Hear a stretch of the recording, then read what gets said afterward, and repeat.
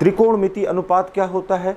किसी समकोण त्रिभुज की भुजाओं को उसके न्यून कोणों के सापेक्ष प्रदर्शित करना त्रिकोणमिति अनुपात कहलाता है। त्रिकोणमिति अनुपात से दो प्रकार के प्रश्न पूछे जाते हैं। एक तो सीधे सीधे प्रश्न पूछे जाते हैं कि एक त्रिकोणमिति अनुपात दिया हुआ है और दूसरा त्रिकोणमिति अनुपात पूछता है।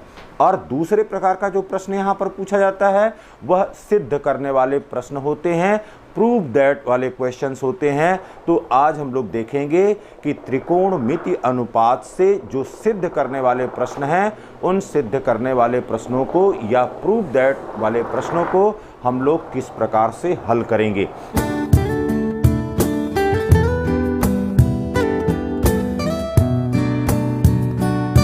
यहाँ पर क्वेश्चन नंबर 1 में कह रहा है कि यदि cos theta is equal to 0.6 है तो cos theta is equal to 0.6 है। यहाँ पर देखिए cos theta is equal to 0.6 है। इसको हम लिख सकते हैं 6/10 के और यह बराबर हो गया 3/5 के। अब cos थीटा का मान दिया गया है, इसका मतलब है कि यहाँ पर यह आधार है और यह कर्ण है। अब एक समकोण त्रिभुज बनाएंगे और उस समकोण त्रिभुज, यहाँ पर हमने एक समकोण त्रिभुज बना लिया, ये हो गया A, B और C। ठीक, अब यहाँ पर यह थीटा के बराबर है, यह 90 के बराबर है। अब इसका आधार कितने के बराबर है? आधार यहाँ पर 3 के बराबर है और कर्ण यहाँ पर कितने के बराबर है? कर्ण यहाँ पर 5 के बराबर है। तो अब यहाँ पर पाइथागोरस की प्रमेय लगा देंगे। पाइथागोरस की प्रमेय से अब सबसे पहले जो अज्ञात भुजा है उस अज्ञात भुजा को हमने ज्ञात करना है। तो यहाँ पर AC square is equal to हो गया AB square plus BC square के। अब यहाँ पर देखिए AC square 5 square is equal to, फिर यहाँ पर यह AB स्क्वायर प्लस 3 का square.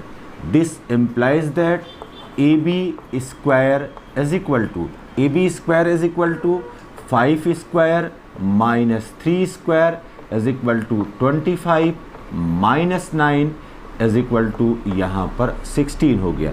This implies that AB is equal to √16 is equal to 4 हो गया। तो यहाँ पर अब हमको मिल गया कि इसका जो AB जो कि परपेंडिकुलर के रूप में है या यहाँ पर यह 4 इकाई के बराबर है।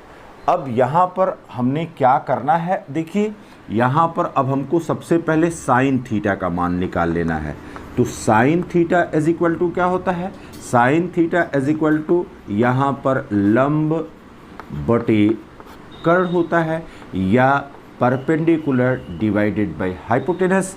तो यहाँ पर अब यह 4/5 के हो गया।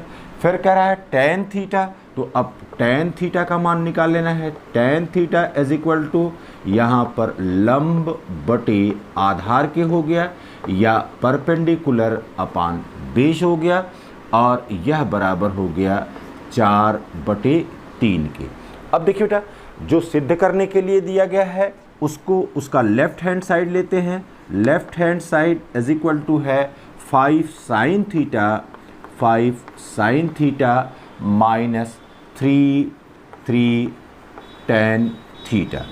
अब ये हो गया 5 इंटू, और साइन थीटा का मान हमने कितना निकाला है? यहाँ पर हो गया 4/5 माइनस, फिर यहाँ पर 3 इंटू और tan theta is equal to है 4/3।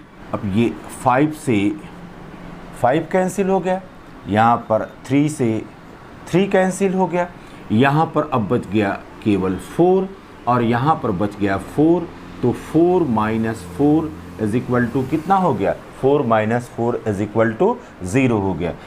और यह किसके बराबर हो गया, यह राइट हैंड साइड के बराबर हो गया। तो यहाँ पर जो एक मान दिया गया है उस एक मान से हमने अन्य त्रिकोणमिति अनुपातों को ज्ञात कर लेना है।